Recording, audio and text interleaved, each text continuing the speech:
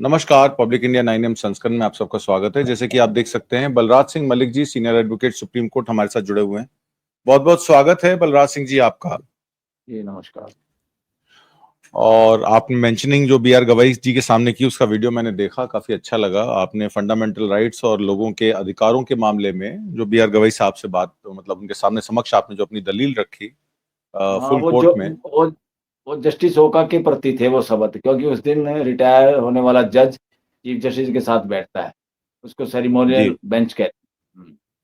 जी। मैं आज एक गंभीर विषय पे बात करना चाहता हूं आपका। एएनआई द्वारा यूट्यूबर्स के खिलाफ कॉर्पोरेट कॉपीराइट स्ट्राइक्स उनके कंटेंट की सुरक्षा के कानूनी अधिकार से उपजी है, जो उनका कहना है। लेकिन यूट्यूब की 3 स्ट्राइक नीति के उच्च वित्तीय मांगों और रणनीतिक उपयोग ने जबरन वसूली के आरोपों को जन्म दिया है। कॉपीराइट परिवर्तन को लोकतंत्र के लिए खतरा बताने की कहानी ने जोर पकड़ लिया है। लेकिन एएनआई का कहना है कि वो केवल अपनी बौद्धिक संपदा यानी कि कॉपीराइट इन्फ्रिंजमेंट की रक्षा कर रही है। मोहन मोहक मंगल के बाद अब कई शीर्ष यूट्यूबर्स स्मिता प्रकाश और एएनआई के खिलाफ सामने आ रहे हैं। वो रजत पवार को ले लीजिए, एक यूट्यूबर जो गरीब पृष्ठभूमि से आया है, 3 मिलियन सब्सक्राइबर्स के साथ बड़ा नाम बनाया है। उसके साथ भी ऐसा हुआ है। कल एक ट्वीट के जरिए मैंने देखा, कुणाल कामरा ने भी कहा कि YouTubers India must be held accountable and should ban ANI from its platform on ground of blackmailing creators. उसके बाद एक ट्वीट जो है सपोर्ट का आता है ध्रुव राठी की तरफ से। Full support to you, it seems like ANI is running an extortion racket, all creators need to unite against this. और फिर संडे सार्थक का आता है, बहुत लोगों के साथ ये घटियापन हो रहा है, thank you for putting this out भाई, एवरीबडी इज विद यू। और एक इनका है इशिता मंगल का, blackmail will not be tolerated even if it means to start again. अब एएनआई का एक 9 सेकंड का वीडियो, एक रजत पवार नाम के व्यक्ति हैं, उनका यूट्यूब चैनल है, 3 मिलियन सब्सक्राइबर हैं, वो डालते हैं और उनको 18 लाख प्लस जीएसटी की मांग आ जाती है। नहीं तो चैनल बंद करवा देंगे। 3 स्ट्राइक में यूट्यूब की एक पॉलिसी है चैनल बंद हाँ होने की। हाँ। सार्थक गोस्वामी के भी 1.3 मिलियन सब्सक्राइबर हैं, उनको भी ऐसी खबर आती है। नीतीश राजपूत भारत के सबसे बड़े वाईटी इन्फ्लुएंसर में से एक हैं, वो चाहते हैं कि एनआई पर प्रतिबंध लगाया जाए। वायर एजेंसियों से क्लिप का उपयोग करने के लिए भारत में यूट्यूब क्रिएटर्स के खिलाफ कॉपीराइट स्ट्राइक्स हैं क्या? क्या जो भारत में जो ये यूट्यूबर्स क्रिएटर्स हैं, अगर वो सार्वजनिक इंफॉर्मेशन को, चाहे वो सरकार से रिलेटेड हो, प्रधानमंत्री कार्यालय से रिलेटेड हो, किसी भी मिनिस्ट्री से रिलेटेड हो, अगर उसको एएनआई कवर कर रही है और वो किसी न्यूज को दिखाना चाहते हैं, उनको दिखाकर, वीडियो क्लिप्स को दिखाकर, तो क्या ये कॉपीराइट इंफ्रिंजमेंट माना जाएगा? फेयर यूज पॉलिसी क्या कहती है? बलराज सिंह मलिक जी, ये सारा लीगल पचड़ा क्या है, मैं आपसे समझना चाहता देखिए, एक तो इन्फॉर्मेशन देना, जैसे राइट टू इन्फॉर्मेशन एक्ट है देश में, हर इन्फॉर्मेशन का अधिकार है। और जो इन्फॉर्मेशन स्टेट के पैसे से या स्टेट की कोई इन्फॉर्मेशन, जो काम स्टेट का है, स्टेट की ड्यूटी में आता है अपने हर काम को देश की जनता को बताना। अब वो स्टेट अपनी एजेंसी से, अपने दूरदर्शन से बताए या किसी प्राइवेट एजेंसी को हायर करके उसके जरिए बताए, वो इसमें नहीं आता, कॉपीराइट में नहीं आ सकता। अगर कोई इसको कॉपीराइट में लेके आ रहा है तो एक्सटॉर्शन है, और ये गैर कानूनी है। कानून का सामना इन लोगों को करना पड़ेगा।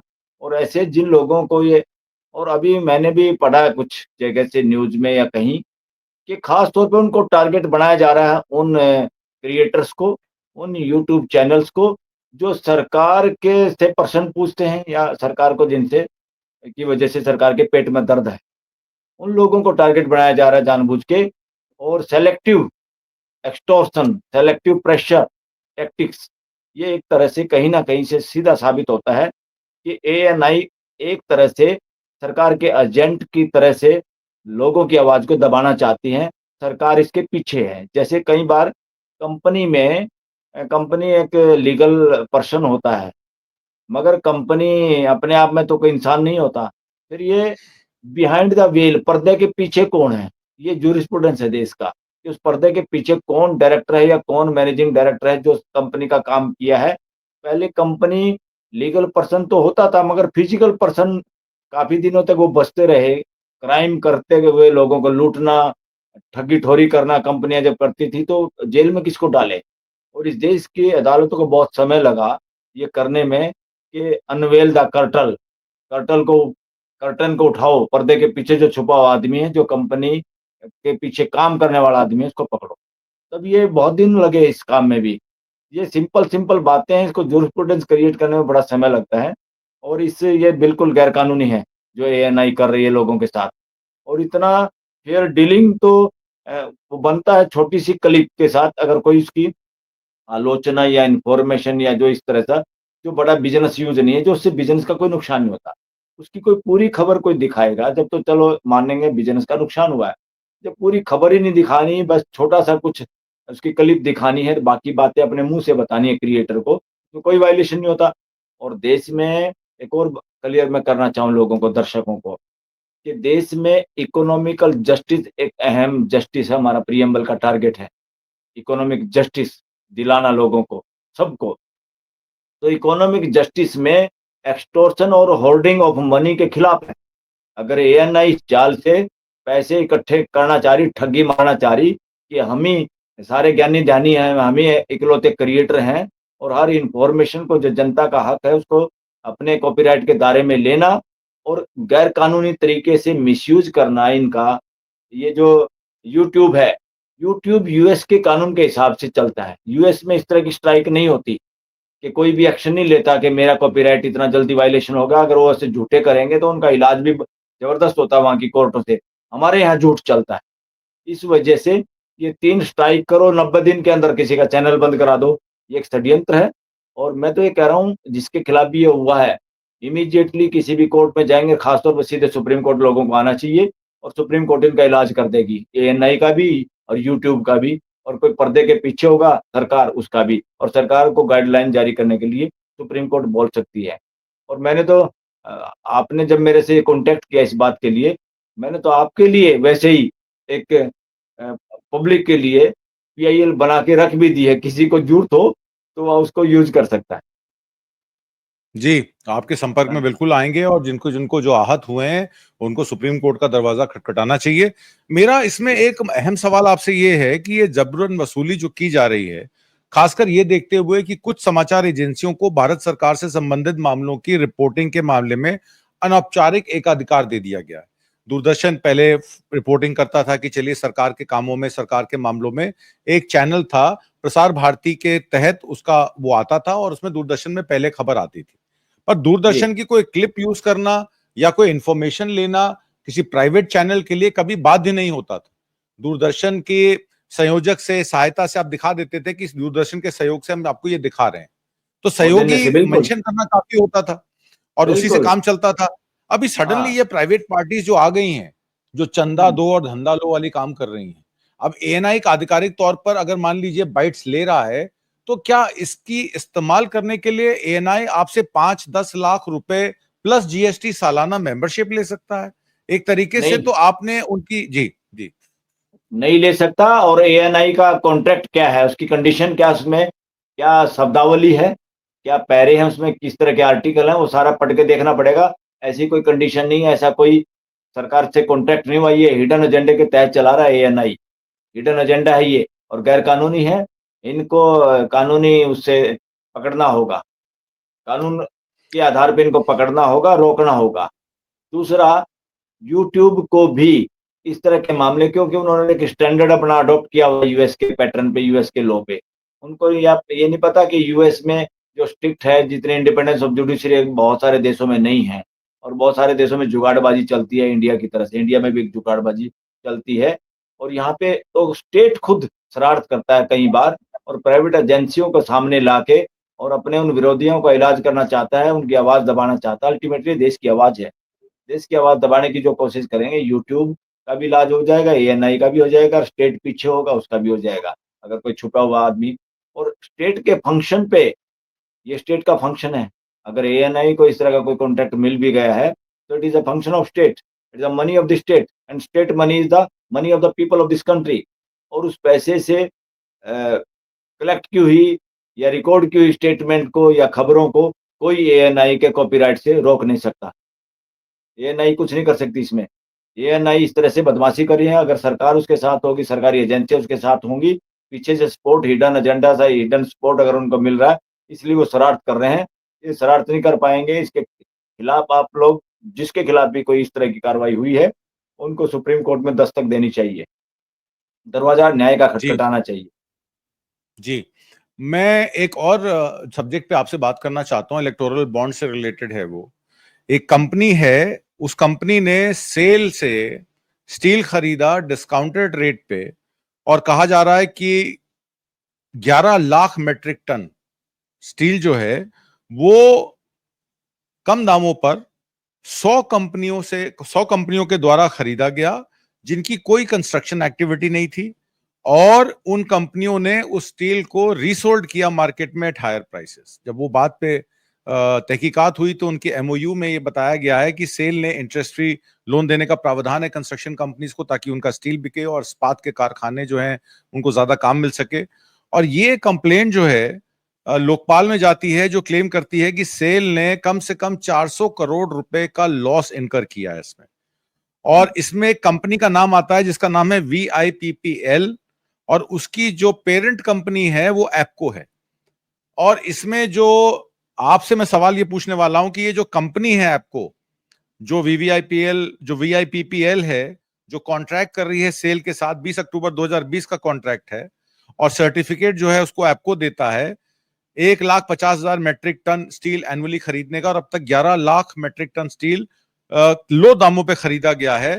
तो ये कंपनी डायरेक्टली, इस कंपनी का नाम है Venkatesh infra projects private limited VIPPL, APCO जो है उसकी पेरेंट कंपनी है, इलेक्टोरल बॉन्ड खरीदती है 40 करोड़ के बीजेपी के। और आपने देखा DY चंद्रचूड़ साहब के टाइम पे इलेक्टोरल बॉन्ड्स को असंवैधानिक करार दिया गया था, और ऑपोजिशन पार्टीज ने उसको चंदा लो धंधा लो का करार दिया था। अब जो चीजें उजागर हो रही हैं, तो ये रिकवरी ऑफ मनी जो है DY चंद्रचूड़ के ऑर्डर में नहीं थी।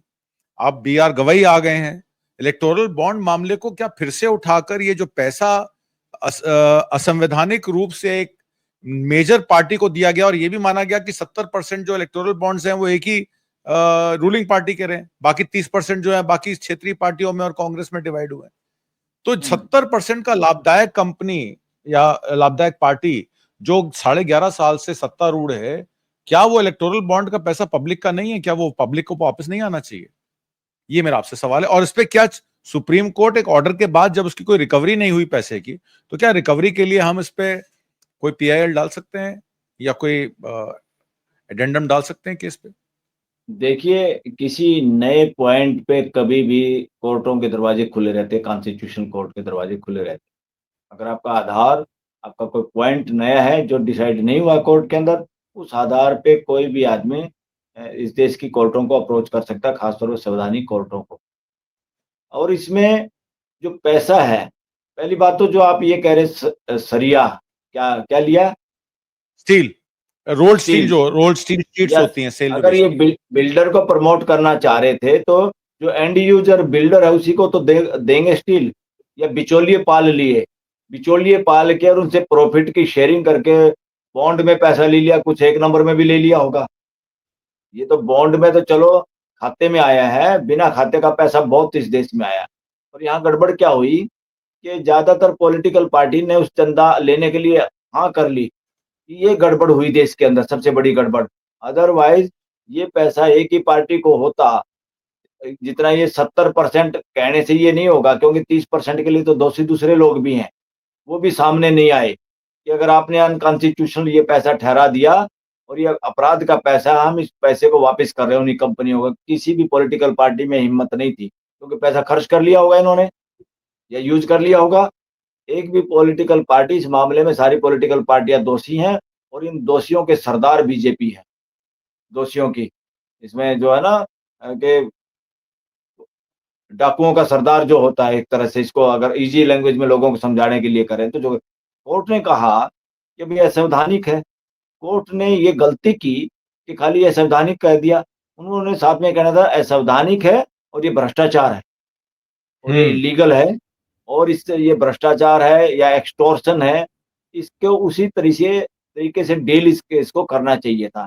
For the end justice, last अगर न्याय करना था, इकोनॉमिकल सोशल पॉलिटिकल जस्टिस अगर ध्यान में रहे जुडिशरी के, तो इस तरह से आधा अधूरा न्याय नहीं हो सकता देश के अंदर, जिस तरह से आधा अधूरा करके कॉन्स्टिट्यूशन कोर्ट छोड़ देती है, जो चंद्रचूड़ ने छोड़ दिया। ये गलत था, गलत है ये देश के लिए।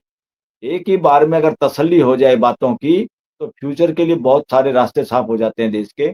ये कमियाँ रह जाती हैं जुडिशियल सिस्टम के अंदर, कॉन्स्टिट्यूशन कोर्ट के अंदर, और ये सारा का सारा उनकी हिम्मत पे डिपेंड करता है कि जुडिशरी में उस वक़्त किस तरह के जज हैं, कितने काबिल हैं, कितने अपराइट हैं और कितने न्यायप्रिय हैं, कितने संविधान को समझने वाले लोग। जी, इसमें सीवीसी की यानी कि सेंट्रल विजिलेंस कमीशन की प्रिलिमिनरी इंक्वायरी की रिपोर्ट लोकपाल में सबमिट हुई थी जुलाई 2023 में, और एफआईआर फाइल हुई थी सीबीआई द्वारा अक्टूबर 2024 में। और ये कहा गया था कि ये जो एप्को कंपनी है, इन्होंने करोड़ों के इलेक्टोरल बॉन्ड, जिसमें 30 करोड़ रुपए का लेन देन जनवरी 15 2020 और अक्टूबर 12 2023 से हुआ, यही 3 साल में इनको जो है 1.5 लाख क्या नाम है मेट्रिक टन जो रोलिंग स्टील है, वो उनको हर साल मिला है। जितने साल उन्होंने पैसा दिया उतने साल मिला, उसके अलावा भी उनको मिला। और ये बात जो है लोकपाल ने जनवरी 10 2024 में अपने रिमार्क्स में कही, और इलेक्शन कमीशन का मार्च 14 2025 यानी कि 2 महीने पहले जो डेटा आया है, उस डेटा में इसका खुलासा हुआ कि इलेक्टोरल बॉन्ड जो है 30 करोड़ रुपए के 3 साल के अंदर खरीदे गए। और ये वही कंपनी है जिसके अकाउंट से पैसा जा रहा है, उसी की सब्सिडरी कंपनी का सेल से टाई अप हो रहा है, और सेल जो है वो एक पब्लिक सेक्टर कंपनी है। और ऐसा ही एक मामला यूको बैंक का आया है, जिसमें गोयल साहब सीएमडी थे, उन्होंने बहुत सारी नाजायज प्रॉपर्टियां खरीद रखी हैं यूको बैंक से लोन देकर, उन कंपनियों को जिन्होंने कभी पैसा वापस नहीं करना है। आपके हमारे टैक्स का पैसा है जो इस तरीके से बांटा जा रहा है डिफ्रॉडिंग कंपनीज को, उनसे कमीशन ली जा रही है और वेब ऑफ कंपनीज बनाकर प्रॉपर्टियां खरीदी जा रही हैं। इन देखिए महाशय देखिए के पास पंचशील पार्क में मकान है, प्लॉट्स हैं, और ये लोग क्या करते हैं, मैं आपको थोड़ा सा बताना चाहता हूं कि ये लोग प्रॉपर्टीज खरीद के अपने ही रिश्तेदारों को रेंटल पे दे देते हैं, और उसको दिखाते हैं कि ये रेवेन्यू अर्निंग प्रॉपर्टी है, और रेवेन्यू अर्निंग प्रॉपर्टी पे बैंक पे जाके उसे रिफाइनेंस करा लेते हैं। तो जो प्रॉपर्टी 10 करोड़ में खरीदी है, उसका रेंट एग्रीमेंट बना के थोड़ी बहुत ट्रांजैक्शंस दिखा के उसी प्रॉपर्टी पे 28 करोड़ की वैल्यूएशन करा लेते हैं। देखिए यस, ये यस। किस तरीके का गेम है, इसमें ना लेना है ना देना है, बीच में ही सारे काम हो रहे हैं रिश्तेदारों में। बिल्कुल, जी, बिल्कुल, बिल्कुल। जी, ये देश में फ्रॉड चल रहा है, देश में कानून की ज़रूरत है। किसी भी कंपनी के प्रमोटर लोग या जिनके पास ज़्यादा शेयर हैं या मेन लोग हैं उस कंपनी के, उन लोगों की अगर कोई कंपनी का दिवाला पिट जाता है, लोन वापस नहीं कर सकते, उन आदमियों को, सबको फ्यूचर में वो किसी भी कंपनी के मेंबर भी हों, उस कंपनी तक को भी लोन नहीं मिलना चाहिए। ये देश में लॉ की ज़रूरत है, ये फ्रॉड हो रहा है देश के अंदर, लुटेरे देश को लूट रहे हैं। कंपनी का नाम लेके जो प्रमोटर है उसको दोबारा फिर लोन, वो दूसरी कंपनी खड़ी कर लेता है, उसको कंपनी को फिर लोन मिल जाता है। कितना अंधा अंधा कानून बना रखा है इन्होंने, मज़ाक बना रखा है। एक लुटेरा अगर लूट चुका है 4 कंपनियों के ज़रिए देश का पैसा, तो उसी लुटेरे को 5वीं कंपनी बनाने में पैसा कैसे देते हैं आप? जो पैसा देने वाले वो भी फ्रॉड में शामिल हैं। ये सारे का सारा देशद्रोहियों का टोल इकट्ठा हो रहा है। ये देश को लूट-खसोट मची हुई है देश के अंदर, और सारी सौदेबाज़ी है इस देश में, जितनी भी टेंडरिंग व्यवस्था है ना, लगभग सारी की सारी उसमें परसेंटेज चल रही हैं। मंत्री भी ले रहे हैं, और मंत्रियों के जो लोग भी हैं पूरे दलाली पूरी ओपन दलाली है, लोगों को नाम तक पता है, ओपन दलाली हो रही है। जैसा कि आपने देखा कि उस दलाली के मामले में सत्यपाल मलिक शिकायत करता, उसकी जाँच नहीं है। और उन्होंने अभी ये अपने ट्वीट पे कहा कि भई मैंने तो कैंसल कर दिया था, मेरे बाद में फिर दोबारा दे दिया उस कंपनी को। तो कौन है ये देने वाले? हो सकता है उन्होंने भी वो दिया हो, कोई इलेक्टोरल बॉन्ड भी दिया होगा, 2 नंबर में भी दिए होंगे पैसे, और उस आदमी को, मरणासन पे आदमी है, उसके खिलाफ ये चार्जशीट फाइल करवा के बहादुर बनने जा रहे हैं। इसको आप अपराधी घोषित करें। जो अपराधियों के बादशाह हैं, वो दूसरे आदमी को अपराधी घोषित करने के तुल्य में इस देश के अंदर। ये चल रहा है। इस देश में तो क्या है, कानून बनाना पड़ेगा। इस देश के मंत्री-संतरी जितने भी हैं, प्रधानमंत्री भी, राष्ट्रपति भी, इनका नार्को टेस्ट कराना ज़रूरी है, ताकि चोर-उचक्के इन पदों पे ना पहुँचे फ्यूचर के अंदर। एक देश में कानून बनाना पड़ेगा, क्योंकि वरना हमारा डेमोक्रेटिक सिस्टम इस तरह का कर दिया, इलेक्शन में गड़बड़ करो, जाति-पाति पे वोट लो, धार्मिक उस पे वोट लो और सरकार बना लो। वोट चाहे आए 30%, 30% में मेजॉरिटी तुम्हारी पार्लियामेंट में है, तो तुम अपने आप को राजा समझते हो, और मैक्सिमम वोट खिलाफ हैं, उस आदमी को तुम अपोजिशन का लीडर कहते हो, और उस देश के उन लोगों को आप कानून बनाते वक़्त शामिल नहीं करना चाहते। तो असली मेजॉरिटी तो जनता की मेजॉरिटी है। पार्लियामेंट में बेसिक संख्या के आधार पर कोई आदमी कहे मेरी सरकार है, हमारी सरकार है, ये नॉनसेंस है। डेमोक्रेसी में ऐसा करना अपराध है। ये डेमोक्रेटिक वैल्यूज़ के खिलाफ है, मोरालिटी के खिलाफ है, संविधान के की भी मोरालिटी के खिलाफ है। इस तरह की बातें हैं, इनको समझ में आ जाना चाहिए। ये लोकतंत्र है, राजशाही नहीं है। तुम लोकतंत्र को तोड़ मरोड़ के राजशाही में चला रहे हो या चलाने की कोशिश करते हो, ये देशद्रोही का काम है। ये एक तरह से आतंकवाद है। इस चीज़ों से बाज आना पड़ेगा हमें। हमें लोकतांत्रिक तरीके से सोचना, उसी तरीके से जीना, उसी तरह से आचरण करना ज़रूरी। जी, बिल्कुल ठीक कहा आपने। अगर हमें आचरण अपना ठीक रखना है, तो फिर इन चीज़ों से भी बचने की आवश्यकता है, क्योंकि अगर हम मोरालिटी और राइटफुलनेस से अगर अपनी ज़िंदगी को नहीं जी सकते, तो हम दूसरों से भी ना एक्सपेक्ट करें कि वो भी हमारी बात को मानेंगे। जी, आप कुछ कहना चाह रहे थे बलराज सिंह जी? हाँ, हाँ, जो मैं तो आपकी बात को यस कर रहा था, बिल्कुल ठीक बात कह रहे आप। जी, जी, जी। देश का कॉपीराइट ऐसा नहीं है कि वो देश को कॉपीराइट के बहाने से किसी को धनाढ्य बनाना चाहता है, इकोनॉमिक डिस्पैरिटी देश में क्रिएट करना चाहता है। कुछ लोग कॉपीराइट के बहाने इस देश में पूँजी के ढेर लगा लें और बाकी देश गरीब हो जाए, ऐसा हमारे देश के कॉपीराइट का मकसद भी नहीं है। और इसीलिए जो भी कॉपीराइट के बारे में मिसयूज़, एक्सटॉर्शन करना चाहते हैं, वो बाज़ आएँ और देश के लोगों को और खासतौर पर पत्रकार और यूट्यूबर्स को भी समझना चाहिए, देश का कानून आप लोगों के पक्ष में है। चिंता करने की बात नहीं, जब भी इस तरह की कोई शरारत करे, तो you must approach to the high court और सुप्रीम कोर्ट। इसको नॉर्मल लें, पैनिक होने की ज़रूरत नहीं। आपकी आवाज़ कोई नहीं दबा सकता, ना आवाज़ दबेगी किसी से भी। इसको भी पॉज़िटिवली लें और ये जो चीज़ें हो रही हैं, ये आप लोगों को और ज़्यादा मजबूत करेंगी। ये देश और मजबूत होगा राइट टू एक्सप्रेशन के मामले में। क्या लाइसेंस बाँट रहे हो भई? क्या यूज़ कर लिया आप लोगों का? नॉनसेंस, देश को लूटने का ठेका किसने दे दिया आप लोगों को? तो किसी को इसमें इस तरह की वो करने की ज़रूरत नहीं और इनको सामने से पकड़िए कानून के हिसाब से, सामने से, जी, कोई भी हो। ये एजेंसी ये है, न्यूज़ एजेंसी है या न्यूज़ को गला घोंटने की एजेंसियाँ हैं देश के अंदर। कॉपीराइट, कॉपीराइट, कॉपीराइट, कॉपीराइट की वजह से देश की नाक में दम करोगे क्या? ऐसा कोई कॉपीराइट देश में नहीं चलेगा। बिल्कुल। ऐसा इसको इंटरप्रिटेशन हमारी कोर्टों ने किया भी नहीं है और ना करेंगी। क्योंकि हमारा मकसद कुछ और है, हमारे प्रिएम्बल का संविधान का मकसद कुछ और है। हमारे संविधान का मकसद है इकोनॉमिकल जस्टिस उनमें से एक है, 3 में से एक। इसलिए कोई ऐसा कानून, कोई ऐसी इंटरप्रिटेशन जो इकोनॉमिकल जस्टिस के खिलाफ हो, किसी एक को धनाढ्य बनाने की ठेकेदारी देना कोई चाहता है, तो किसी के बाप का ये देश नहीं है, किसी के बाप का कानून नहीं है यहाँ चलेगा या किसी की दादागिरी नहीं चलेगी। यहाँ पे संविधान की मानवीय व्यवस्था ही चलेगी और जिन लोगों कोई लोग इसमें मिसक्रिएंट है, शरारती तत्व हैं, बीच-बीच में गड़बड़ करना चाहते हैं कोई, सरकार के समर्थन से अपने आप को खुदा कोई समझने की कोशिश करेगा, उसके खिलाफ आप कॉन्स्टिट्यूशन कोर्ट आपके लिए प्रहरी के तौर पे खड़े हैं देश के नागरिकों के लिए, इकोनॉमिकल, सोशल, पॉलिटिकल जस्टिस के लिए, right to expression, right to liberty, right to life के लिए हमारी कोर्टें 24 घंटे के लिए खुली हुई हैं देश के नागरिकों के लिए और पूरा वकील समाज आप लोगों के साथ है, जिसके भी इस तरह के फंडामेंटल राइट का वायलेशन होता है। जी, आज की परिचर्चा में भाग लेने के लिए और बहुत सारी महत्वपूर्ण जानकारियाँ देने के लिए बलराज सिंह मलिक जी, आपका बहुत-बहुत धन्यवाद। नमस्कार। जी, नमस्कार। Thank you. जय हिंद।